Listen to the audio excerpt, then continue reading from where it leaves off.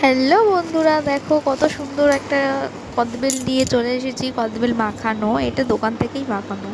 এত সুন্দর এটা টেস্ট, এটা না খেলে জানতামই না। খুব সুন্দর, দেখো তোমরা, এত লাল, মানে কাঁচ পাকা কদবেল। এটা না খেলে বোঝা যাবে না যে এত সুন্দর স্বাদ। যদিও আমি এটা শেয়ার না করে পারলাম না, তাও করেই দিলাম। ভালো লাগলে একটু লাইক কমেন্ট শেয়ার করে দিও। সেই সুন্দর লাগছে। চামচের মধ্যে না নিয়ে হাতে করে খেলে যেন আরও বেশি টেস্ট হয়। আর যদি এটা ঘরে মাখানো যায় তাহলে হয়তো এত টেস্ট পাওয়া যেত না। যেরকম জিনিসের দাম সেরকম টেস্টও আছে।